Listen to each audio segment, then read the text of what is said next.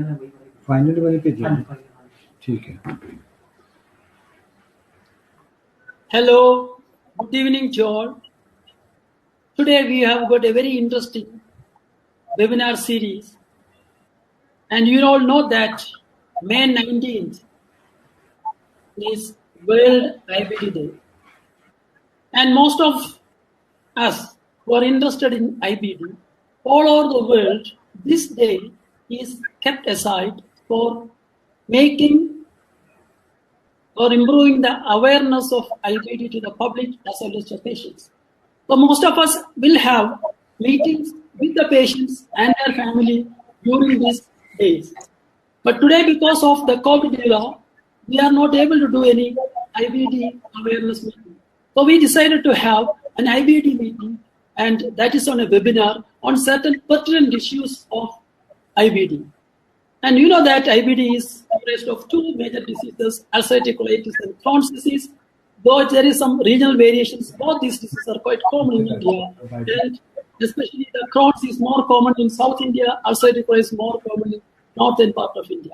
But Crohn's is also increasing in numbers. And having awareness among healthcare persons, especially doctors who are managing IBD, as well as gastroenterologists, improving the knowledge of IBD is quite relevant and important. To discuss these two issues on some certain aspects of IBD. So we cannot cover IBD as a vast topic. So we have got two speakers, Dr. Ruba Banerjee and Dr. Ajit Sood.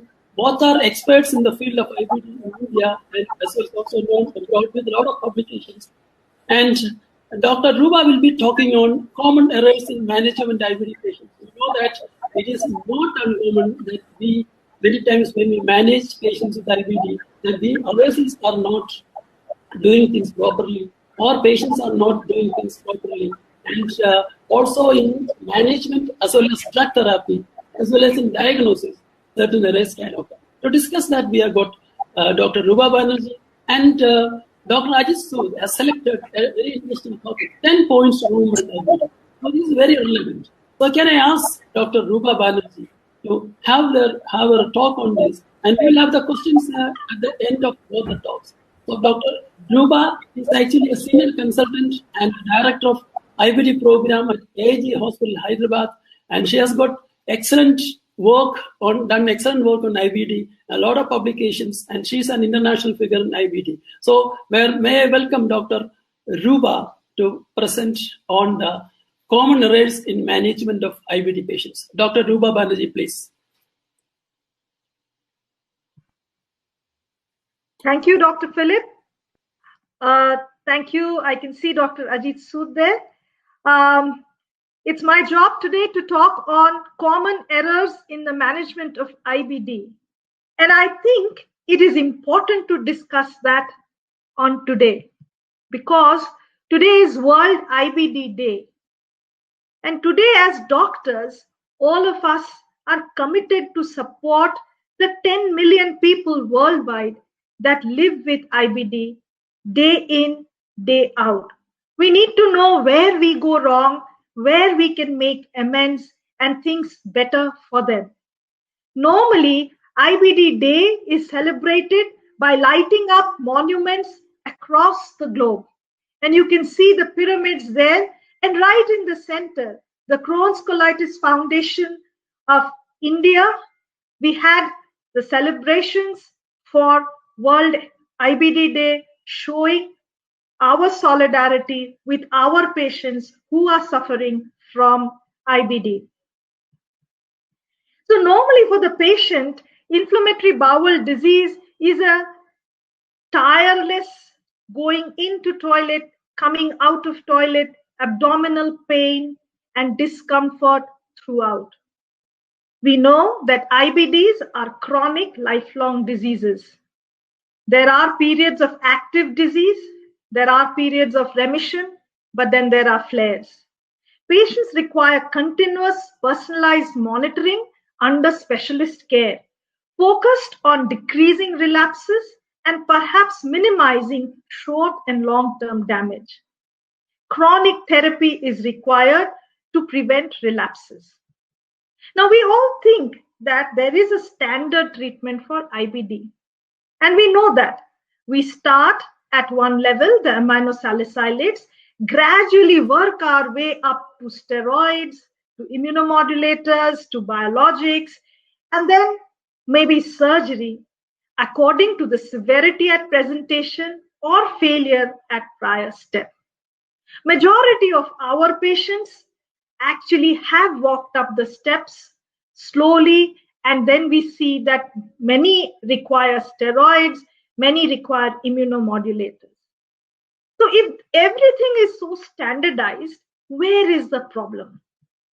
There are times when standard therapy fails. And there are times when we fail the patient. And it is time to understand why. Why does this happen?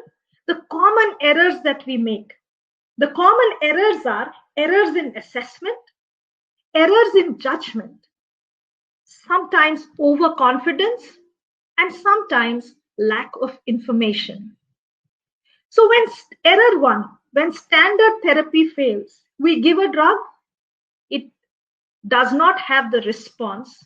We quickly conclude that the drug or the mechanism is not working, and we step up therapy. Now, this is a very common type error. But we don't know why do patients not respond to their medications? Because time to response varies between drugs and between patients. So for mesalazines, they sometimes need 6 to 8 weeks for action. Steroids, maybe 1 week, maybe 2 weeks. Thiopurines, at least 6 to 8 weeks. Biologics, 3 to 5 doses, sometimes up to 3 months. So we don't wait for this. We jump to the other, and I think optimizing treatment is very necessary. The other is wrong diagnosis, wrong dosage, and wrong delivery. For wrong diagnosis, we are thinking it is IBD, it may not be. We are thinking it is ulcerative colitis, maybe just a Crohn's disease. There may be ischemic disease. And I'll tell you with a case of wrong diagnosis. This was a young girl in 2011 when she was 12 years old, had recurrent postprandial vomiting, weight loss. Her parents had separated. She was disturbed. She was managed symptomatically. She received counseling, and apparently she felt better. Now that was the first stage, causing diagnostic delay.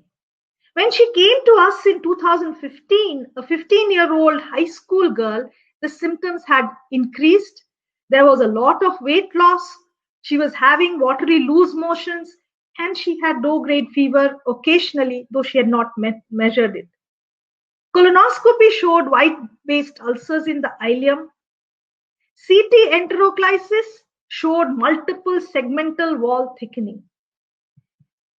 In view of a long history, imaging typical of Crohn's, we put her on budesonide, mesalamine. We gave a course of steroids, and then we planned treatment with infliximab. As doctors also, sometimes things are not easy. Chest X-ray was normal. TB quantiferon was negative. There was no family history of tuberculosis. TB PCR from a second biopsy specimen came out positive. Because it came out positive, we decided to go for a treatment for TB. We started on 4-drug ATT. She received 9 months of TB. There was 9 kgs of weight gain. There was mucosal healing. CT enteroclysis also improved, meaning thereby that sometimes we need to consider alternative diagnosis, even if we feel that no, everything looks like Crohn's. We need to think, we need to take help of any test that is available. So how to differentiate? Do what is available, mix and match whatever you feel is needed, and then decide. We need to know, and this is what we forget all the time, that other bacterial infections, when an IBD treatment is not working, other enteric infections can all mimic IBD. Sometimes there is a history of chronic use of painkillers. Sometimes the cigarette smoking prevents healing. So these are the factors that we need to think about before, changing medication. And then is the wrong dosage. Okay, we have diagnosed. Optimize medication doses before considering a refractory disease. For mesalamine, we know it should go up to 4 to 4.8 grams, sulfasalazine, balsalazide, olsalazine, prednisolone. Everything has its standard dosage. We must give the optimal dose for the optimal time before we take a call that this medicine is not working. And then is the distribution. A patient who has, say, limited proctitis. Now, if you see the picture here, you will see that most of the enemas, and I've put red marks for the rectum, do not improve the rectum at all. There is practically no enema which is there in the rectum when you are giving an enema. So we must know that we need suppositories for proctitis. In fact, an easy diagram would be like this, that suppositories for the lower 12 centimeters, then the foams, and then the enemas for left-sided disease. It's important to combine oral and topical when a patient is not responding. Error number 2, when standard therapy fails, we need to know when to escalate dose and when to switch drugs. A patient on azathioprine is not responding. Do we escalate the dose or do we switch the drug? Similarly, for biologics, do we escalate the dose and do we switch drugs? For those, we have a small case, a patient when he fails thiopurine therapy. 2 brothers with ulcerative colitis. Both of them are steroid dependent and steroid resistant, TPMT normal, standard azathioprine dosage given. One unable to wean steroids, one not responding. Now, what should we do? Should we increase the dosage or what is the plan? We need to know the thiopurine metabolism. So we have to identify the metabolites that are there. So it's the 6 TG levels which will correlate with the efficacy. And there will be the 6 MMP. So what should we do? First, we have to confirm adherence. Then consider the metabolites. So if the 6 TG and 6 MMP both are undetectable, then the patient has not taken the drug. If we see that 6 TG is low, 6 MMP is high, then it is either non-adherent because both are low. So either the patient has not taken the drug or we need to increase the dosage. So if both are low, then we increase the dose. If TG is low, 6 MMP is high, this is a 6 MMP shunter. We need to increase the dose of thiopurine, but we can consider allopurinol usage to shunt in the right direction. And of course, if both are therapeutic levels, 6 MMP is high, there is no point in increasing the dose of thiopurines and taking the risk of further side effects. For the 2 brothers, we found similarly for one patient, we added allopurinol, and for the other, we switched to a different mechanism, put the patient on biologics. So practical approach to allopurinol and thiopurine combination therapy, not for everyone. Be aware of safety concerns. Choose the patient wisely. Those with active disease, adherence with thiopurines, and subtherapeutic 6 TG levels, those are the ones that will benefit with allopurinol 100 milligram, but we should do a CBC for 1 month weekly and then monthly and check metabolites again. When biologic therapy fails, this is again a patient was on high dose of infliximab, still not responding, extensive small bowel Crohn's disease. We need to understand that there are two types of failures. One is primary failure, one is secondary failure. So primary failure means that at 12 weeks, there has been no response. And secondary means that there has been response, but then at 12 weeks or beyond that, there is again a relapse. In this situation, the common error that we have is we miss the concomitant use of immunosuppressives. And if you see the picture here, that this immunosuppressives that we use actually reduces anti-drug antibody formation, increases drug concentration, decreases drug clearance with better clinical outcomes. That is the one thing that often when we are giving biologics, we miss it. A low dose of azathioprine with the biologics always is helpful for even requiring less doses and prevention of antibody formation. So similarly, we can check for infliximab levels and antibodies to infliximab in a patient losing response. And if the infliximab level is normal, there are antibodies to infliximab is not there, then there's no point in pushing more and more biologics to the same patient. So it's time that we get into precision medicine, identify which person will need dose escalation and who will need to be switched to a different mechanism altogether. For our patient, what we did was, of course, the infliximab trough level was okay, and there was just a short segment of fixed non-inflammatory disease. We sent the patient for surgery and laparoscopic ileocecal resection was performed. The patient is doing well now. Now, this brings the light to another error that we commonly make, and that is we don't send for surgery. We avoiding surgery when it is needed.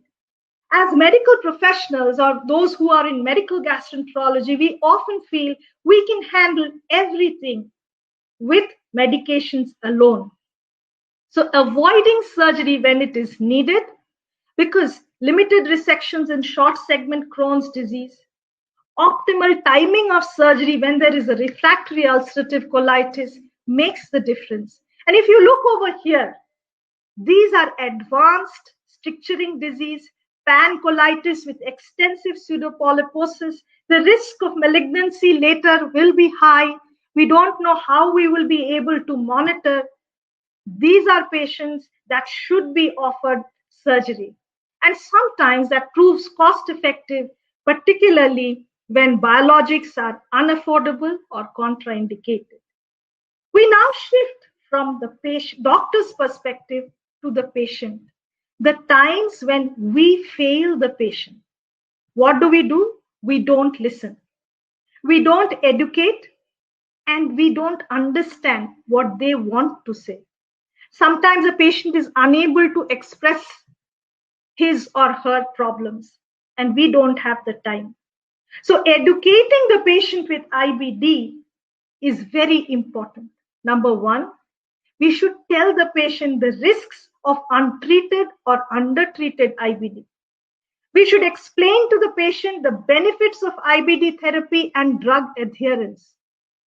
We should tell the patients of what are side effects of IBD treatment, what to worry about, what not to worry about. So risks of untreated or undertreated IBD. If you see here, the risks are very clear. If you don't treat with steroids, there have been so many studies that the mortality is high. So steroids that way, when it is given, is actually a wonder drug. Risks of undertreated. If you don't treat a Crohn's disease, the incidence of stricturing complications, penetrating disease is much higher.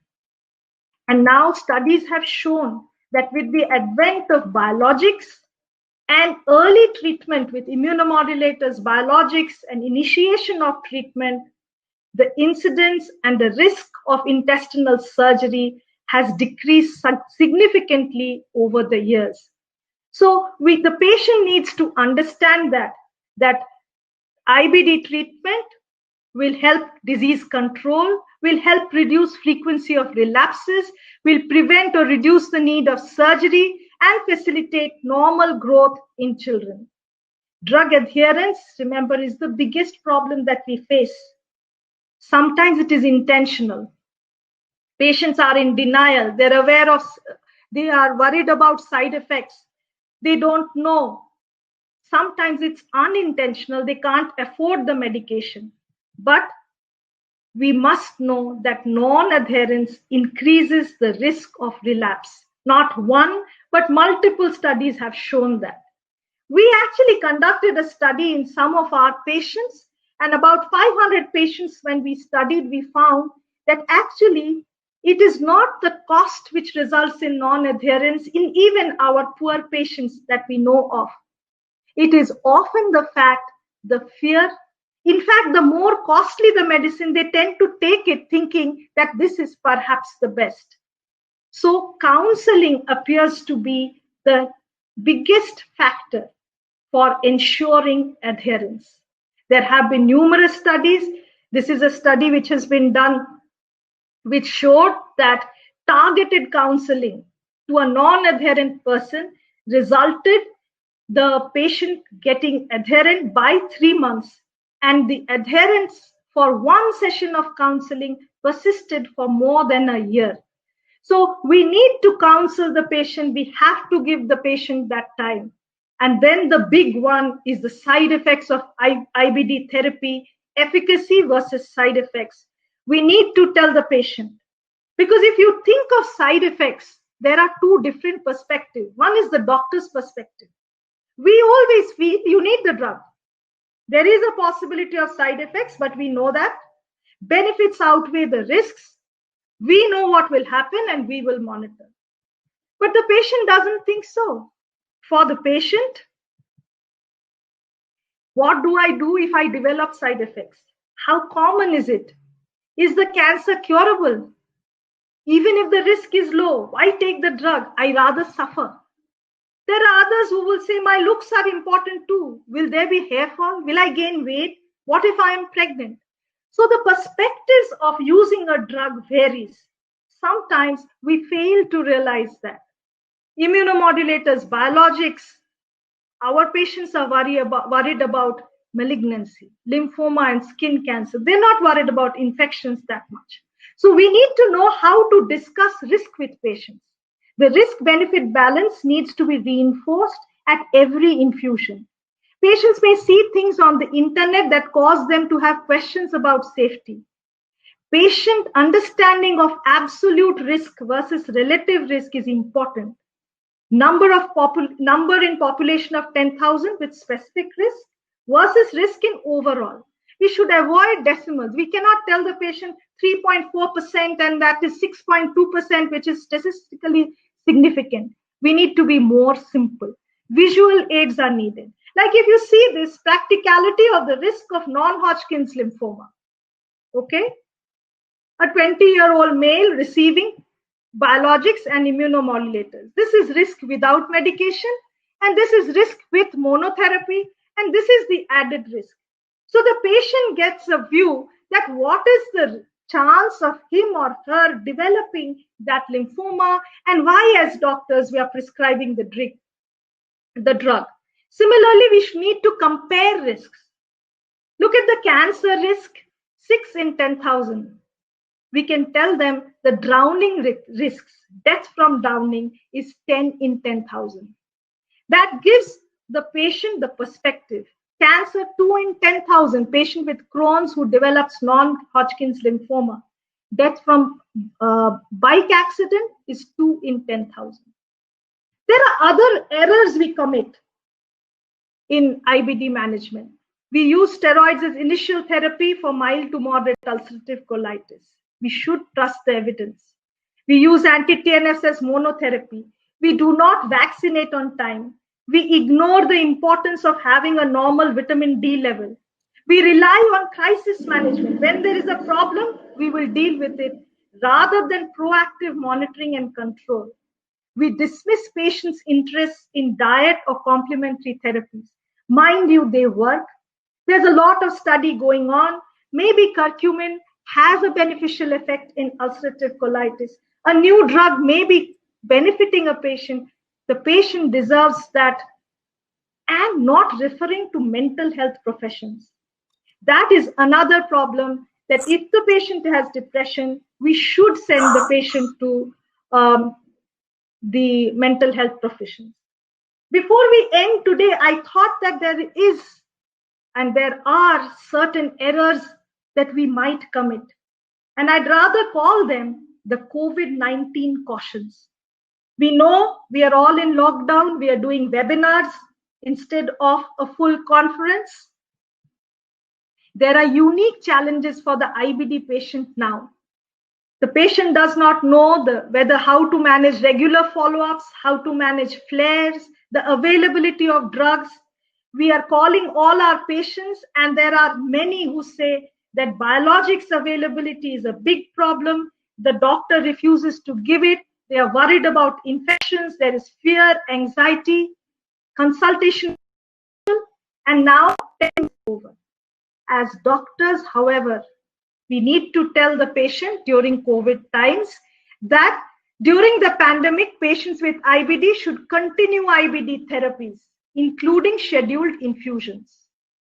Only if the patient develops COVID-19, then drugs need to be stopped, only to be restarted after the symptoms of COVID-19 is resolved completely. We need to minimize risks, stay at home, avoid invasive testing like colonoscopies, report early if there is a flare, but avoid steroids. As far as the Secure IBD registry globally is concerned, steroids are known to have a negative prognosis. So we should not start steroids during the COVID-19 period. And if the patient is on steroids, we should taper it off quickly. We need to tell the patient, majority of patients with COVID-19 will recover. IBD does not increase the risk of COVID-19. There is something for the practice guidelines for us as doctors. We need to know that when we are doing telemedicine, the professional judgment of the registered medical practitioner guiding principle for all telemedicine consults. You have to take the decision whether a tech-based consultation is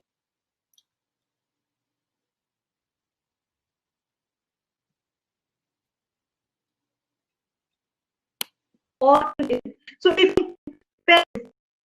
identification is needed, patient consent is necessary for any telemedicine consultation. That is legal. The consent can be implied or explicit, but it should be either it is better to have an email, a text, or an audio video message which says, yes, I consent to avail consultation by telemedicine. Dr. Ruba, Effort to write up now. Yeah, I'll just finish it. So there are restrictions on drugs that you can give. You cannot give the narcotics for patients on telemedicine. So the key messages are: correct your common errors. Everything else will fall in place. And in Corona times, we need to allay the fears of the patient, but be cautious. Let's optimize therapy. Let's ensure adherence and do timely surgery if it is needed. Thank you. Thank you, Ruba. It was a wonderful talk.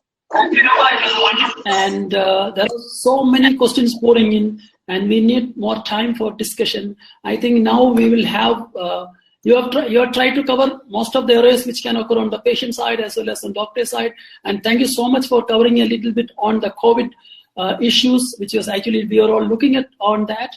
And we'll have the next talk by Professor Ajit Sood, and he's HOD, the Department of Gastroenterology at Dayanand Medical College Hospital, Ludhiana, Punjab. And he's actually the founder member founder member and secretary of CCF of India, Crohn's Colitis Foundation of India. He has been awarded with so many awards. It's difficult to read all those things. And he has got a lot of publication. He's a known figure for IBD research in India and abroad. So we'll hear from Dr. Ajit now. Dr. Ajit. Thank you, Philip. Very nice talk by Dr. Ruba. She has told us what not to do. I am going to touch upon 10 points regarding treatment of IBD, which I think are very relevant in our day-to-day practice. This year's theme for World IBD Day is Make IBD Work. Living with IBD should not be a deterrent for work. It's very good saying that things work out best for those who make the best of how things work out. IBD, yes or no? Corona pandemic stays or goes? We have to make the best use of the situation.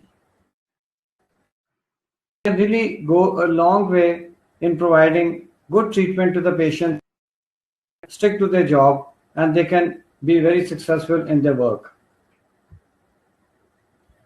Now, which I think are relevant and I'm going to touch upon include a proper evaluation of a patient, adequate diet. There are many drugs available for treatment of IBD. We need to use these drugs judiciously. We need to know and understand that what are our treatment endpoints. There are many myths regarding pregnancy and IBD. Common question that what should I eat, whether this diet is good or bad for me. IBD treatment is in fact a team effort. We can't ignore the invisible foe nowadays, Corona, and I'm just going to leave it to the audience to provide us that what are the unmet needs regarding treatment of IBD in our country. First and most important is that we should have a complete evaluation of the disease. We should never give a label of IBD on just a presumptive diagnosis. We should never ever think of starting treatment diagnosis of IBD. The evaluation should not be confined to only having a sigmoidoscopy and finding active colitis. We need to evaluate inside and outside the gut both. We start the evaluation with the clinical data. Besides noting down the symptoms and signs pertaining to the basic disease, we need to focus on certain other areas, like history of NSAIDs. NSAIDs a picture very similar to IBD. So the patient themselves will not recognize the importance of narrating the event to the doctor. We have to inquire about the history of antibiotics or NSAIDs. The recently added anti-cancer drugs to our therapeutic armamentarium with immune checkpoint inhibitors. They can cause an inflammatory disease in the bowel, which is exactly same as IBD. If we give you a picture of immune check inhibitors and patients really can't make out the difference, we will say they exactly look alike. So it's very important that we take a history of these drugs. Family history of IBD is vital. Rupa referred to a case in which both brothers had IBD. Family history of cancers is relevant because the risk of cancer in a given patient with IBD will again depend the history of cancers are there or not. Biomarkers. Nowadays we are routinely using CRP quantitative and fecal calprotectin in our day-to-day practice. These markers, especially fecal calprotectin, has a good relation with the disease activity in ulcerative colitis. So we should make the best use of these markers. So we should have baseline values and we should repeat these every 3 to 6 months. The other markers could be fecal immunochemical testing and lactoferrin. So we should make use of the available markers. Imaging, the diagnosis of IBD generally depends on imaging. We talk of CT entero or MR enterography. Investigation which has not drawn much attention but which can be a good point of care test is ultrasound. There are two ways of doing intestinal ultrasound and contrast-enhanced ultrasound. In the hands of a dedicated radiologist focused on IBD work, the pick rate of right-sided ileocecal disease with contrast-enhanced ultrasound or intestinal ultrasound is enterography. But this is not anybody's and every radiologist's opinion. Sorry? Right. So then we talk of CT Intero and MR Intero. Both are good. Both are good as far as pickup of active disease is concerned. MR Intero has certain advantages. When we talk of bowel wall thickness or bowel wall disease, bowel wall features specifically, when we talk of perianal fistula, the sphincter integrity, the activity of the disease, element of fibrosis, and of course there is a lack of radiation. So these are some of the points which go in favor of MR Intero over. But as far as active disease is concerned, both can pick up active disease of IBD. Histology, we always do histology for diagnosis of IBD. Other thing which we need to keep it in mind is that certain infections can be picked up, and of course now we need to do histology to know whether there is a histological recovery or not. We are entering into an age of microbial sciences. So once we depend on microbiome or modulations as a therapeutic option, we need to know that we have to do a microbiome analysis in the stools. The two ways we can do is either by 16S rRNA or next generation sequencing. 16S rRNA will tell us that what kind of bacteria, microflora are there or who all are there, while next generation sequence can tell us what are they doing in the gut. So this is that they can tell us, next generation sequence can tell us more about the functionality of the microbiome. When we talk of IBD, we talk of evaluation, we always rule out infections, tuberculosis, enteric infections, parasitic, we can't forget Entamoeba in our country. We need to do a stool culture. We have to look for Epstein-Barr virus. We have to look for evidence of cytomegalovirus. So infections, we should always make sure that we have completed our workup for infections. Pharmacogenetics, when we use thiopurines, we have to know about the metabolite, mentioned about TPMT and 6TG. The other mutation which is known is NUDT mutation. Now we know that these two mutations can be significant on to the thiopurines. We know that certain HLA haplotypes confer increased risk of developing acute pancreatitis with thiopurines, and certain HLA haplotypes confer increased risk of developing immunogenicity with antigens. So based on panel of certain genetic markers, we can have a pharmacogenetic passport kind of a thing which helps in planning out an individual therapy for a patient. Comorbid conditions are a very important part of the workup. We need to know a history of smoking. We know that smoking will not only interfere in the response to the therapy, smoking increases the risk of developing in patients on thiopurines. People who are overweight or who are on diuretics or who have hyperuricemia, about the combination of allopurinol and thiopurines. So we need to know that anybody who's got hyperuricemia, we need to know what drugs is he on. There could be interaction of drugs between thiopurines and diuretics, anticoagulants, and people who consume alcohol and are overweight. The risk of developing hepatotoxicity with thiopurines or even anti-TNF agents may be more than in general population. Now coming to the diagnosis, when we make a diagnosis for a patient, we should incorporate these 4 points. We should always clarify whether a patient has ulcerative colitis or Crohn's disease. It's not easy all the time. In 5 to 10% of the patients, we really fail even with the help of all the possible investigations. So then we label a patient as unclassified. This is more likely to happen in children where there is more overlap between the presentation between ulcerative colitis and Crohn's disease. But we should try our best to categorize, even if down the line, if we have to change our diagnosis, we should do that. But at a given time, we should always give a diagnosis, because we need to keep it in mind that certain drugs distinctly do better for one disease and may not be useful for other disease. For example, 5-ASA, which make the backbone of treatment for ulcerative colitis, may not be so effective for Crohn's disease. Similarly, it goes for methotrexate, which have more role in ulcerative as compared to Crohn's disease. We should always say for Crohn's that what is the disease phenotype. In adults, we use Montreal classification. In children, we classification where we use different terms that early IBD, very early onset of IBD below 6 years, or infantile IBD, depending on the age. So this is how Paris classification differs from Montreal.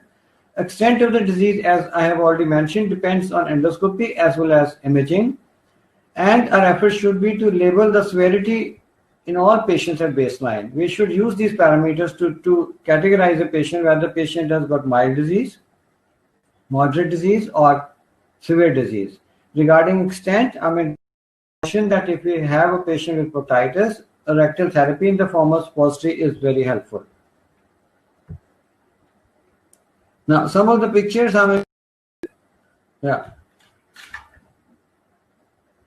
this is about the diffuse disease goes in favor of ulcerative colitis. These are the ulcers what we have classically in Crohn's disease. These are some of the pictures in capsule endoscopy. This capsule endoscopy shows classical aphthous ulcers, fissuring. This is a cobblestoning and a stricture, and a deep serpiginous ulcers. So we should make use of these investigations. Now, regarding MR enterography, I emphasize the advantages of MR entero, that when we do MR entero, we should always look for these points, that what is the bowel wall thickness, what is the enhancement, mucosal edema, location of the disease, length of the disease, ulcerations are there or not, comb sign is present or not, what is there or not, strictures and fistula are there or not, or whether there is an abscess. So that is what I meant, that we should look inside as well as outside the gut, and we should try to have a complete workup before we start treatment. And based on this, we use a Maria index of activity. This can be a good addition. Now, these are pictures show some of the features what we commonly see in Crohn's and MR: increased wall thickness, mucosal enhancement, comb sign, and mucosal stratification. This kind of stratification we may not pick up on CT. So the fistula has been delineated here with MR. The activity of the fistula can also be better picked up with MR entero. So when we do a workup, when we complete a workup for a patient with ulcerative colitis, we should always write the year of diagnosis, because down the line we may not remember that which year was the diagnosis, because once we have 8 years duration or more or 7 disease, we know that we need to start or we need to plan a CRC surveillance. Extent, severity, we generally depend on Mayo score, and we should always include whether EAMs are present or not, and baseline biomarkers should be a feature. And we should always write comorbidity. Similarly, for Crohn's, we should always have a year of diagnosis, disease phenotype should be written, and severity of the disease should also be included. Similarly, severity based on endoscopy should also be included. And if we have MRE, we should try to score on Maria score. So once our evaluation is complete and diagnosis has been given to a patient, then comes the question of treatment. Out of so many drugs being available, it becomes a difficult issue that which one to choose. Now, there are certain points about each drug I want to say, that about 5-ASA makes the backbone of treatment for IBD, ulcerative colitis. Now we have OD preparations available. So my just certain thing which we should always stick to is that once we have OD preparation, we should not write these drugs in a TID dosing, or we should preferably give in a OD doses so that the compliance becomes better. About corticosteroids, budesonide is a good drug, but when we use budesonide controlled release, what is available to us nowadays, we know that this will not be working in the left-sided colitis. So this has effect only mainly in the right side, idioclonic. We should not really give steroids, controlled release budesonide for left-sided disease. We are likely to have MMX technology for budesonide, then maybe we are better off. Thiopurines, we should depend on metabolites, but if we do not have metabolites, we should always look for mean corpuscular volume, MCV in CBC in the patients when we put them on treatment. If we have a MCV value and if we have a 7 femtoliter rise in MCV value, we know that this has a good correlation with 6 TG levels in the blood. This can be a good marker to go by.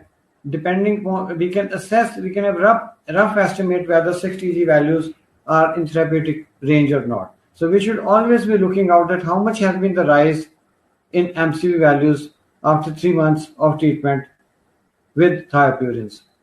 Anti-TNFs, we have anti-TNFs available to us. And what we are now looking forward is anti-integrins. Now, we are very keenly waiting for anti-integrins to come to a country, but important question will be that how do we rate anti-TNF and anti-integrins and JAK inhibitors? That what is the positioning of biologics? How to choose between these drugs when they become available to us? Anti-TNF, specifically infliximab, has a very rapid onset of action. This makes it a drug of choice for patients having acute severe ulcerative colitis. Other anti-TNF agents which take longer time, like adalimumab, may not work out in patients who have acute severe ulcerative colitis, but they're good. Adalimumab may be good for moderately severe disease where we don't need very prompt action. Other situation where infliximab has an edge is a periannual fistulizing disease, where other drugs may take little longer. Response rate with anti-TNF may be better. But we should always remember the problems with infliximab, that we need to have infusions and person has to come to the hospital for infusion. And the risk of tuberculosis with anti-TNF agents is quite high. There are studies, one from our center as well and one from AIIMS, that the risk of tuberculosis may vary from 8 to 12% in our country, which is quite high. When we come to vedolizumab, it is effective in both ulcerative colitis and Crohn's, more in UC, and the response rate is quite durable. It has lower immunogenicity. This is a big advantage, that with anti-TNF, specifically with infliximab, we need to use thiopurine for the initial 6 months to 1 year to control the immunogenicity. Vedolizumab doesn't require use of immunogenicity, but its action may not be as prompt as infliximab. In Varsity trial, it showed that vedolizumab's action and adalimumab's action are comparable. The response rate was slightly better with vedolizumab compared to adalimumab. So these drugs are more or less at par. Other group of drugs is JAK inhibitor. Interesting. These are oral drugs. We use twice a day dose. The important point to remember is that these do not cause immunogenicity. So intermittent use is practical. And number two, if a patient has to undergo surgery, the half-life of the drug is short. Biologic stays in the blood for a long time.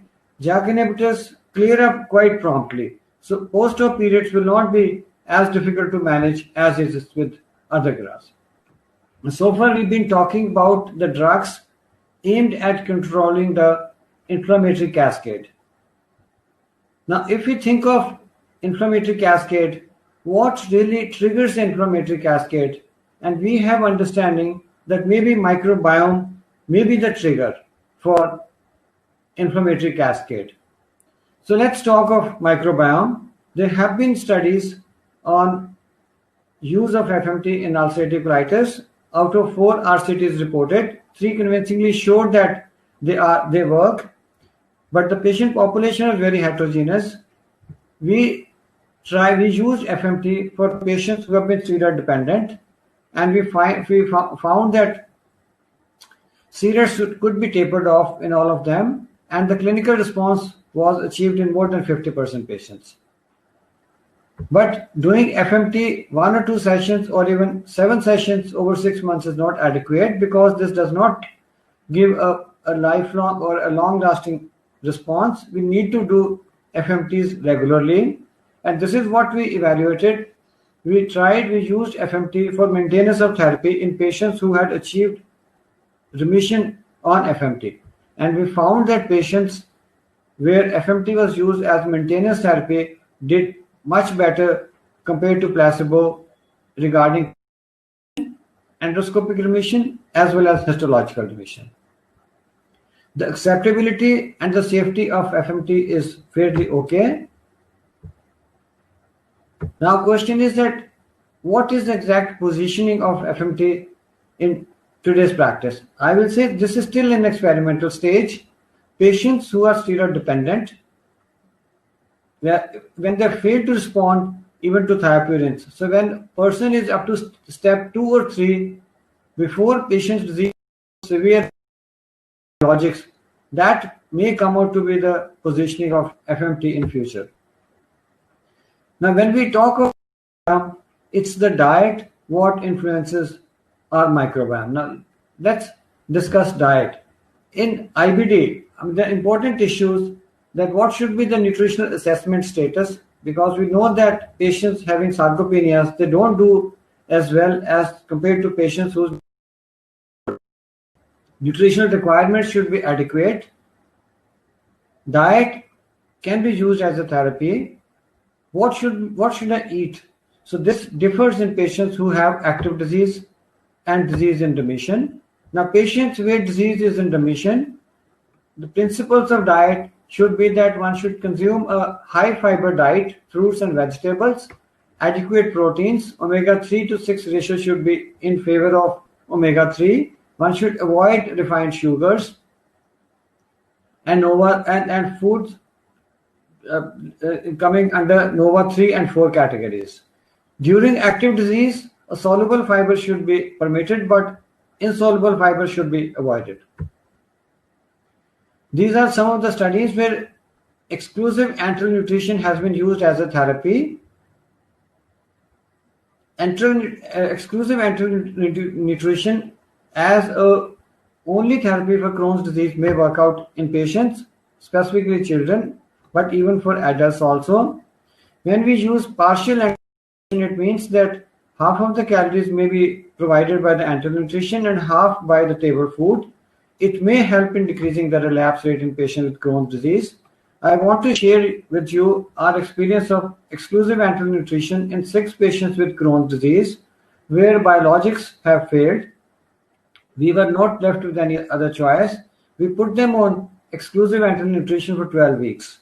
It costs, but surprisingly, all 6 of them did well with hemoglobin, albumin, CRP, and the CDAI activity.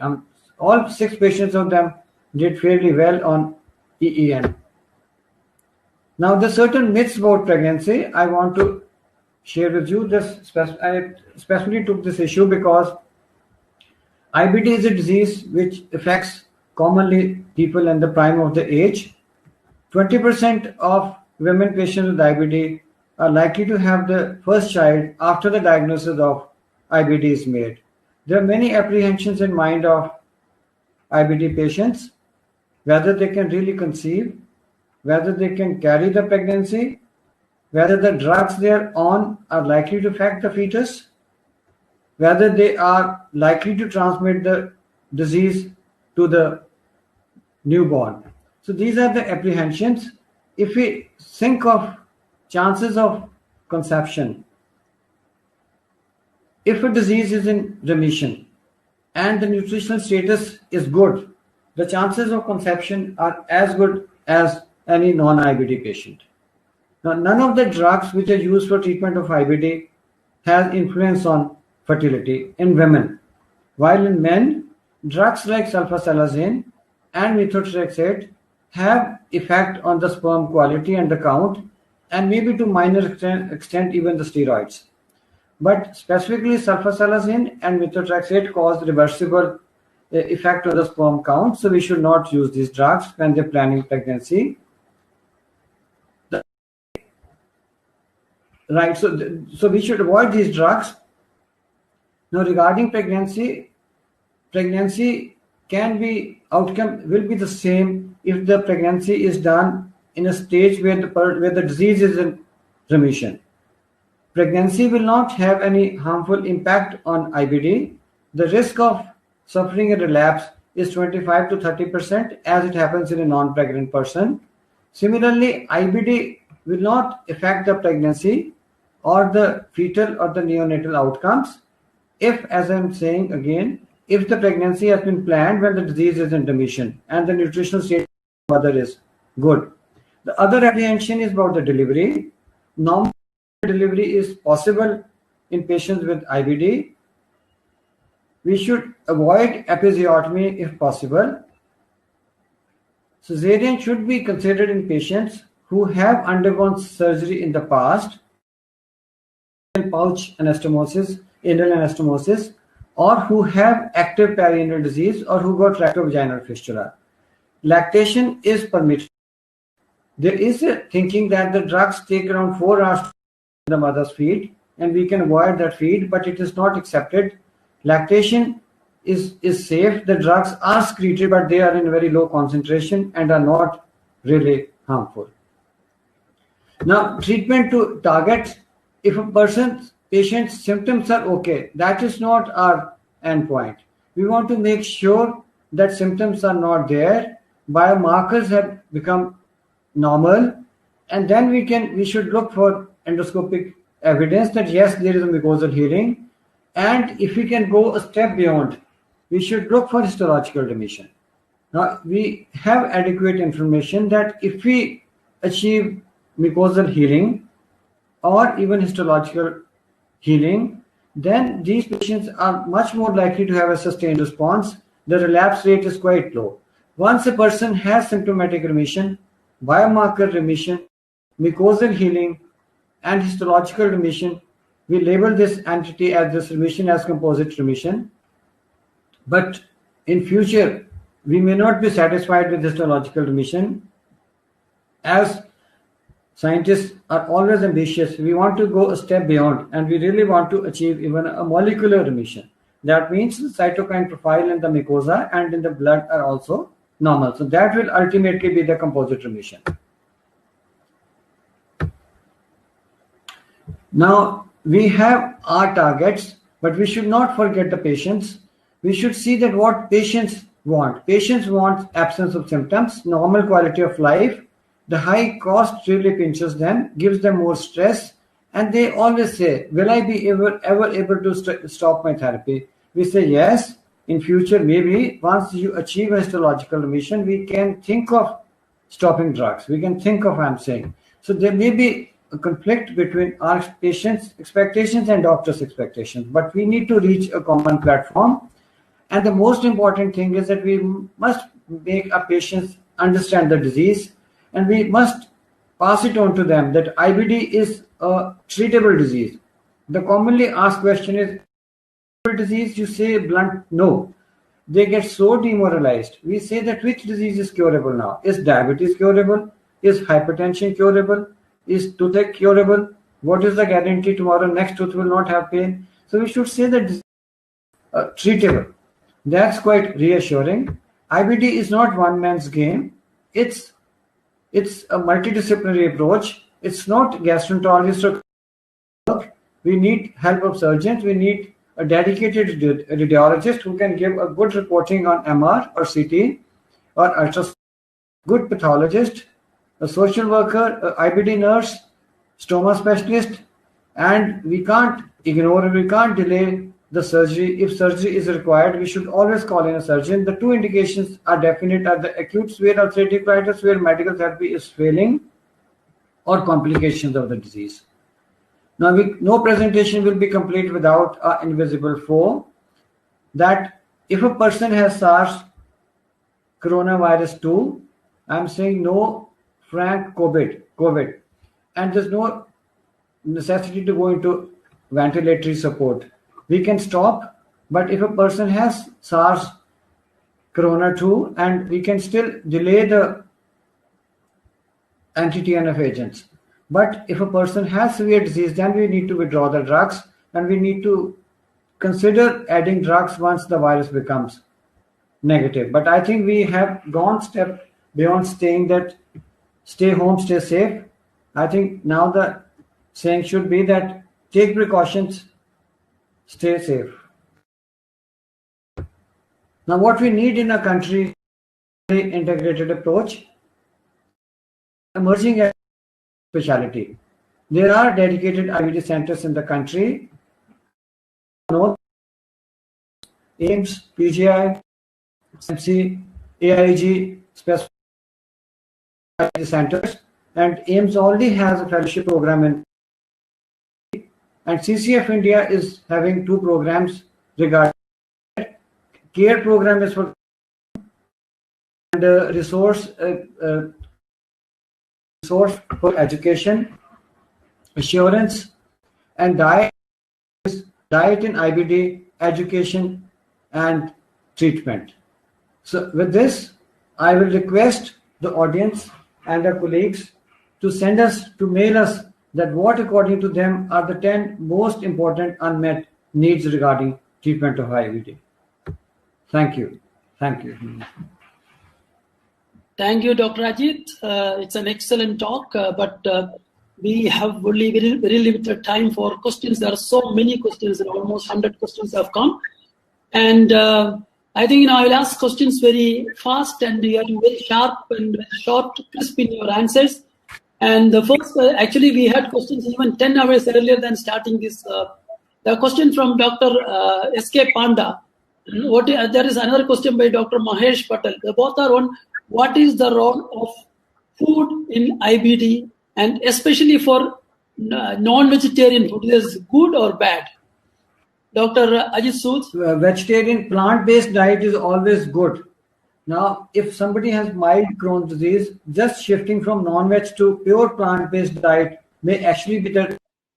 So, vegetarian diet, if you ask me, if we avoid meat, diet is good, but we should avoid. That is very important, and diet should be rich in fiber, and it means high content of fruits and vegetables, and omega-3 fatty acids. So there is a lot of controversy regarding the dietary fiber in patients with IBD. So many patients with Crohn's disease has got stricture or narrowing, or even whether it is inflammatory or fibrotic strictures. And we say, generally we know that fiber is good for everybody. But in IBD patients, we have seen many times patients coming to us with obstruction because of taking high fiber diet. Yep. So what will be your address, Ruba as well as Ajit? Very quick comment. If a patient has stricturing disease, a different situation. What I meant was patients in general. If a patient has active disease, we should not give a high fiber diet. Stricturing disease or even patient with ostomies, we should not give a high fiber diet. There we need to restrict fiber. Soluble fiber still allowed, but insoluble fiber in the form of cereals we should not give. Ruba, any comment on that? A very quick comment. I think what Dr. Sood has said is perfect, that we have to decide patient to patient. In general, we have to see what suits the patient. There's a lot of work going on in diet. And I'd like to say that we are now going in for assessing the microbiome of the gut, and diet based on microbiome and microbiome alteration. Lot of work already from Boston, Australia. We're also doing some work in that area, and I think we'll have more specific answers for patients based on their microbiome. And I think that's one of the future, which will be perhaps preventive and therapeutic as well. Thank you. And there is another question from Vaishali. that is actually whether a patient on acute severe ulcerative colitis, you're starting on a rescue therapy and with infliximab or biological, and should you continue steroids or not? We should stop steroids right on day of starting infliximab. We should do a rapid taper. We should drop steroids, rapid taper. My suggestion is that start azathioprine also at the same time, because azathioprine is useful in the 6 months to 1 year. So steroids we can't stop on day 1 itself. Go for a rapid taper of steroids. Continuation. Yes. I will add a little bit to it. The thing is, when the patient is acute severe ulcerative colitis, there's latest data that if the protein levels are low, patient is losing a lot of biologics in the stool. So the standard dose of biologics will not work. If you're going for a rescue therapy, better to check the protein levels and go for a higher level of steroids, a higher level of biologics, higher doses initially, repeat it quickly if need be. Yes, steroid tapering I would do once biologic shows some sort of response. Then there's no response and sudden withdrawal of steroid if it were a primary non-responder to biologics. So what Dr. Sood said is absolutely right. We will taper off steroids quickly, but once a little bit of response is available, higher dose of biologics may be used if the protein levels are low and if there is a lot of loss of protein in the stools as well. Yes, I was about to come to that. Actually, there is an indication of giving a higher dose of biologicals in patients with acute severe ulcerative colitis, especially when they're at hypoproteinemia. And also, you need to give it maybe after a day or two, rather than delayed of 2 weeks or so. You have to give a little earlier for biological second dose. Just come out in this last month, I think CGA. If they have developed a nice composite score, if the score is high, then you should go for higher dose of biologics. And another question. There are 2 ways. Either we can accelerate the dose or we can enhance the dose. I mean, we can accelerate, meaning thereby that rather than giving the second dose at week 10, we give it after 1 week. Then is another question. We cannot take up all the questions, and we'll have some restrictions on questions. This is by Dr. Vishwanath Bandi. What is the incidence of IBDU, and what is our experience? This question is to Dr. Ruba Banerjee. What is your experience of IBDU, and what happens to these patients on follow-up? Yes, so IBDU is when you actually cannot differentiate between ulcerative colitis and Crohn's. We have analyzed in our center for more than 6,000-7,000 patients. It is usually less than 1 to 2%.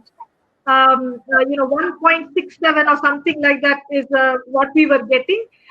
So it's less than 2%, but we have seen and seeing the number is low is majority of the unclassified are later on progressive Crohn's disease. So what looks like unclassified gets like Crohn's. Yeah. Okay. Dr. Ajit, a patient of ulcerative colitis, you start on azathioprine. How long you will give and how do you decide when to stop that? Azathioprine in ulcerative colitis. Did you ask me this question when to stop, when to say azathioprine is not effective? No. Patient is already on azathioprine. Right. When to stop, even if it is effective. Not a question of not response. The patient is doing well with azathioprine. How long you can give? Yeah. If you am I supposed to answer or Rupa is supposed to? No. It is to Ajit Sood. Okay. So normally we can, if azathioprine has worked for a patient, we can easily go for up to 4 to 5 years. Now, question is, should we continue beyond 4 to 5 years or not? Is depends on patient's condition. As I mentioned, that patient, if has symptomatic remission, Marcus remission, has mucosal healing, has histological remission, it is easier to consider drug withdrawal. If a patient does not have these composite remission, we can still take a chance. We can still continue if azathioprine is working for a patient. But if a patient is in remission, 4 to 5 years is a good time. But we need to keep it in mind that in a person who's elderly, who's 60 years or 65 years plus, there or there's a history of malignancy in the past, this is a group of patients where we should not use azathioprine beyond this period. And more considerate, we should consider withdrawal earlier. Thank you. Another question to Dr. Ruba Banerjee. Is there any role for in Crohn's disease to differentiate between TB versus Crohn's? Any role for PCR test for tuberculosis in the stool or in the biopsy specimens? We are actually doing TB PCR because we want to, if anything comes positive, so we do TB PCR, DNA, TB PCR, RNA. If anything comes positive, it is better to treat as TB, particularly if it's isolated ileocecal disease. So it is better to treat for TB rather than for Crohn's when you are undecided, and we should go all out. So yes, we are doing TB PCR. There are some reports that that the false negativity and false positivity combined, if you consider, it is better to go by the TB PCR. This question was by Dr. Anand Gupta. And another question again to Dr. Ruba. This is by Dr. Sanjeev Chatney. And this is, he wants to know that in doubt between TB and Crohn's, how long will be the trial period for anti-TB drugs? This is a very good question, and I think I would like to give a very clear answer so that everyone can. What we should do is, if you are giving, we normally do not give both TB and Crohn's together. That is the first principle. So you have to take a decision clinically whether you think the tilt is towards TB or Crohn's. If you cannot go towards TB. TB treatment should be given for minimum 2 months before you assess the response. If the patient is showing clinical response, then you continue in the line with TB treatment alone. If the patient is not showing response, even then we should not stop the TB medication. The TB medication should continue. The patient can be reassessed with a colonoscopy, with further testing, further culture, and then if need be, Crohn's medication may be added. But 6 months of TB treatment, once it is started, provided there are no side effects, should be completed. So you mean to say that you should do a colonoscopy at 2 months and then 6 months? Provided the patient is not, if the patient is not responding. If the patient has responded, there is a, that decision will vary from patient to patient, but I think 2 months is a justifiably good time. But now if your patient deteriorates at 1 month, then of course you will have to take a call and go in and check again. Thank you, Ruba. Thank you, Ruba. And question to Dr. Ajit Sood from Dr. Ajit Roni from Kollam. A patient of 24 years old with ulcerative colitis started on azathioprine as well as on 5-ASA. So, which drug to be stopped early, and how do you decide that? A patient on combination of 5-ASA and azathioprine. Patient is doing well for nearly 3 years. What will be your suggestion?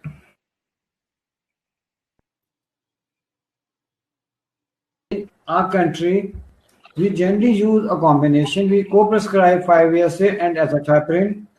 We know that there is a mild action of 5-ASA on TPMT. So a little lower dose of azathioprine works good if we co-prescribe the 2 drugs. When we put a patient on the 2 drugs, combination therapy, we should not let both drugs continue. And as I mentioned earlier, if we have to withdraw after a prolonged use of 4 to 5 years, we should withdraw azathioprine first. 5-ASA we should not withdraw. Good. Dr. Ruba, the question is that in India, this question is by Dr. Vishal. In India, what Rupa, is could the you hear me? use? Ruba? Matthew is gone offline. Am I? Matthew. Dr. Matthew, I can hear you. Matthew, I can hear you.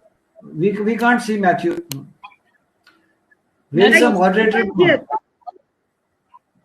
No. Are you able to hear me now?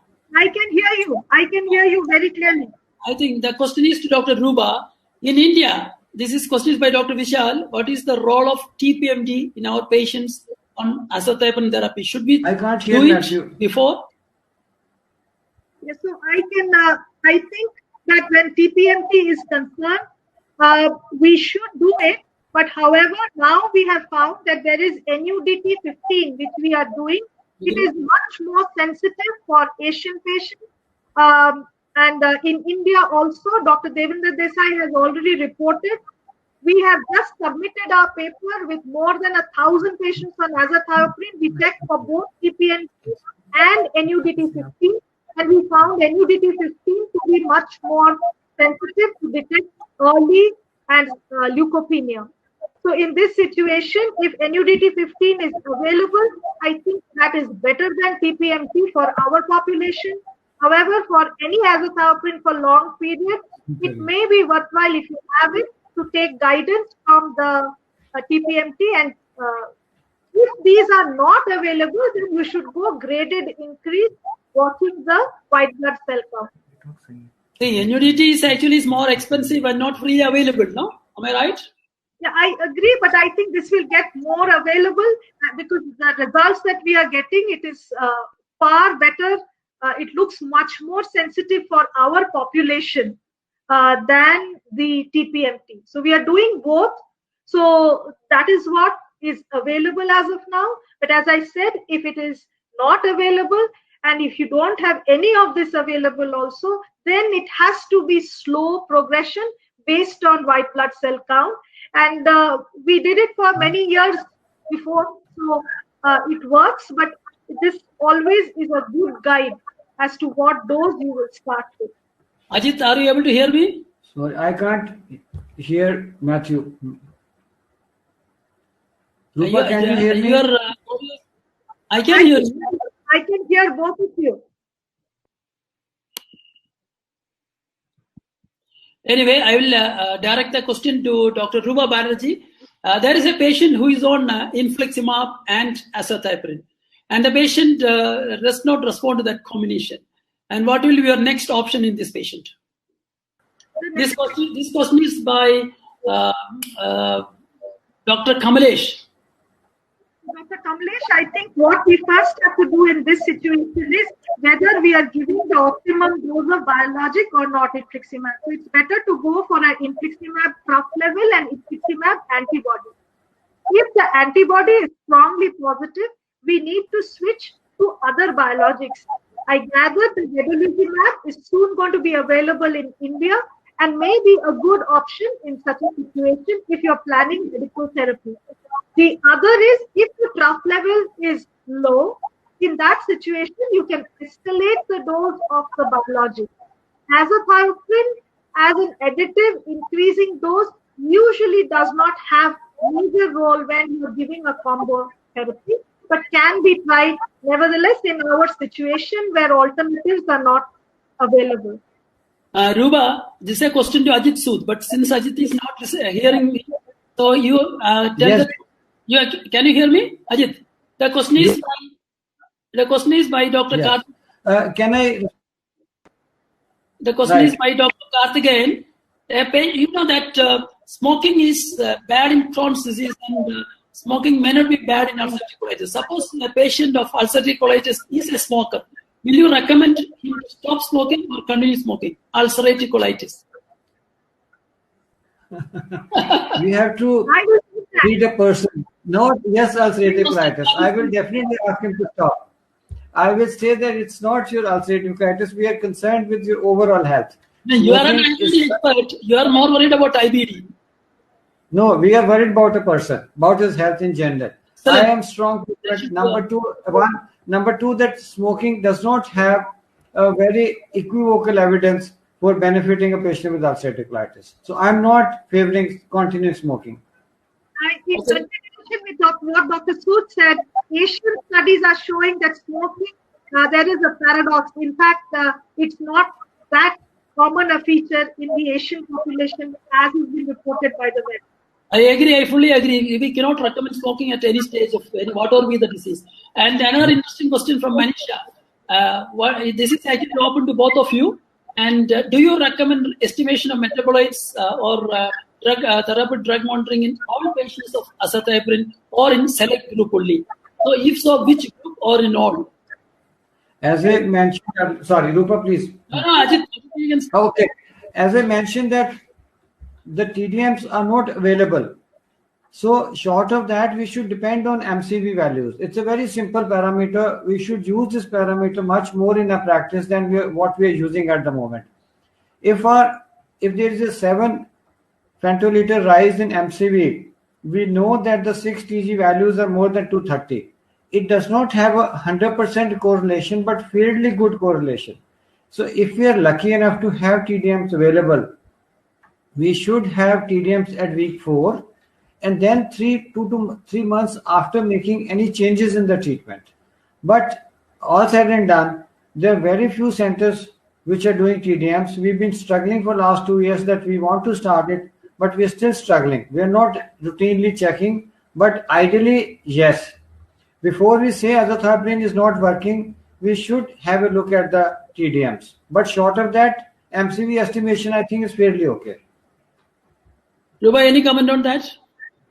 It's absolutely right. We don't have it available, but if we go by what the West is doing, since they have it, they check, then I think it's more of precision medicine.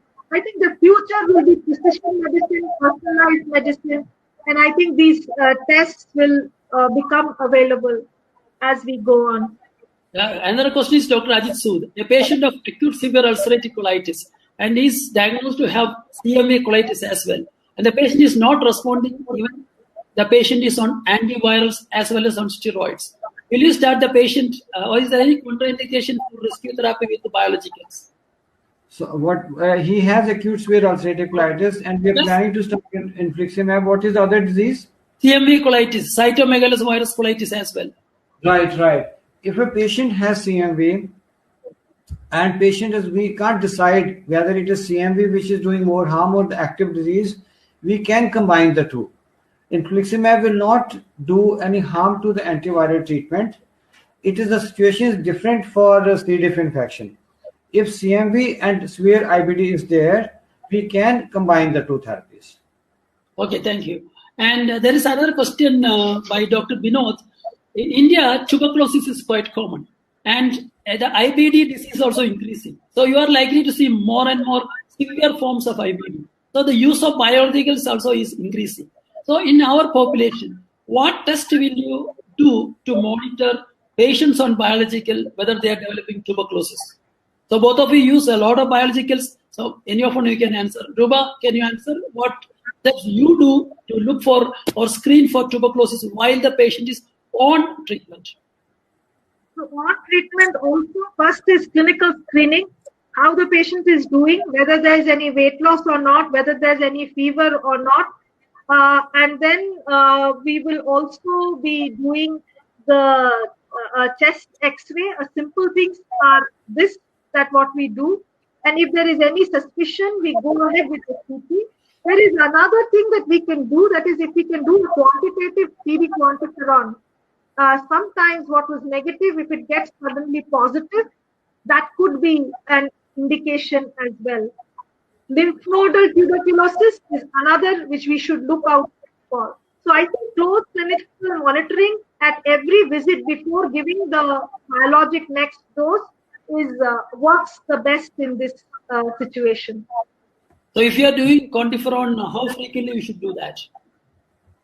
Quantiferon we are doing after initiation of biologics, maybe at 6 months we do it, and that is more from cost perspective than anything else. So in China also, this is what they normally follow, and that is why we should check the quantiferon maybe. But a chest X-ray and mainly clinical monitoring is what we are following very strongly. So before every dose is given, the tick mark, the ESR, the sudden small things, and a chest X-ray maybe. Matthew, if you think of tuberculosis risk is maximum in the first 12 weeks. Yeah. Matthew, can you hear me? Yes, I can. So it's the question is it reactivation or new infection? It's more often reactivation of tuberculosis. Now, If there is a doubt, full X-ray chest, we can go for CT chest. What Rupa said is right, that we should depend on X-ray, IGRA, these kind of tests. In doubt, we can get CT, but CT is not a must. But we always have to remember that a negative screen does not protect from reactivation of tuberculosis in these patients. Okay. And other thing, what we should always keep it in mind is that 50% of the patients may have extra pulmonary tuberculosis and quite a fulminant disease. So anytime we put a patient on anti-TNF agents, I'm saying anti-TNF agents specifically, any report of fever rings alarm bells in my mind that yes, tuberculosis has to be considered.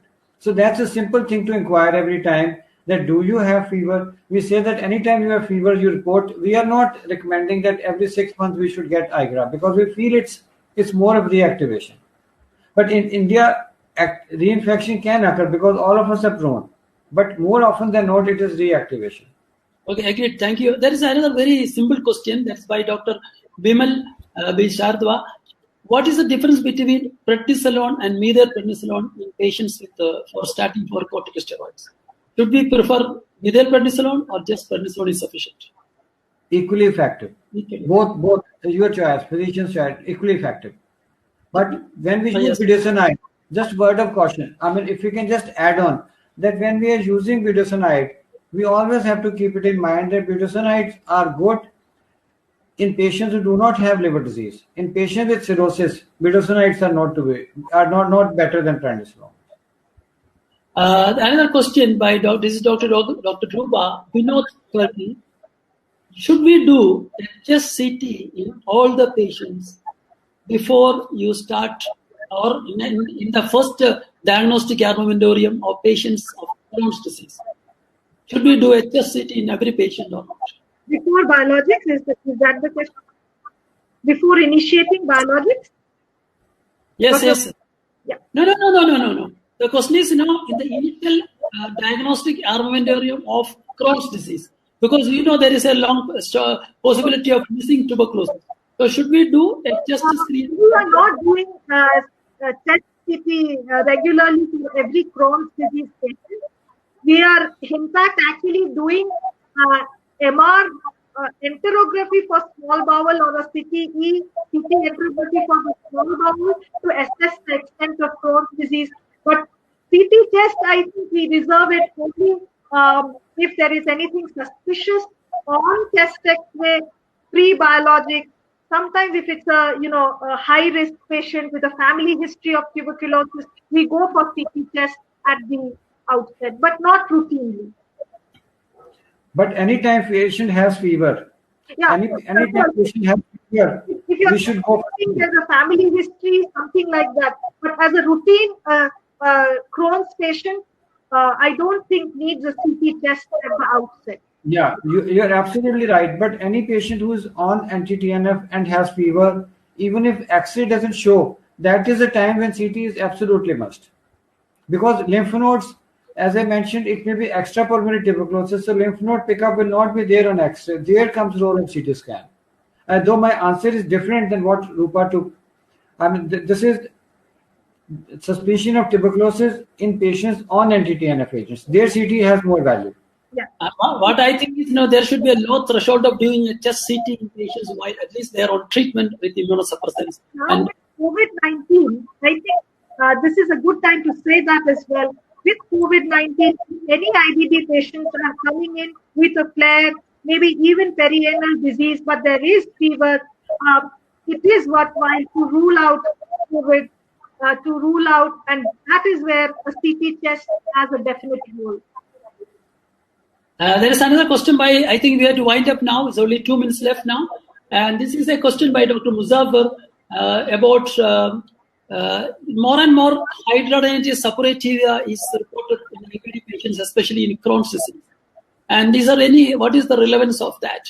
Do you consider it an extra-intestinal manifestation of IBD?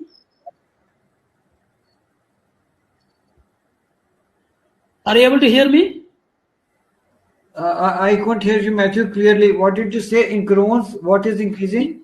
Hidradenitis suppurativa. That is suppurative hidradenitis. No, This is not part of Crohn's disease. This is a different disease in which there is a suppurative hidradenitis. There is a sebaceous gland infection. For this, biologics, adalimumab has a good response. But this is not part of Crohn's. At the moment, it is not considered as one of the EIMs. It's a separate disease. But where biologics work good, they have good efficacy. Yes, I think we have come to the end. There are so many questions. I don't think it will be possible. It is possible to answer all those.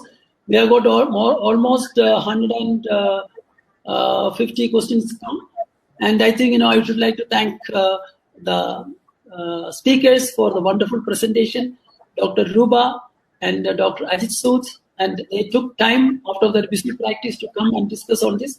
And this is quite relevant today because of this World IBD Day. And we have been, the listeners have been educated well with issues which are quite relevant, as well as errors which are quite relevant from the patient side as well as the doctor's side. And we have learned 10 important points by Ajit Sood in managing IBD patients. And I thank the organizers for creating such an event. And I thank all the people who attended this.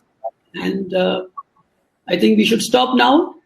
And if the delegates want to hear the answers, I think we will email to Dr. Ruba and Ajit Sood so that they can be taken by Reddy's later and email to the people who ask the question.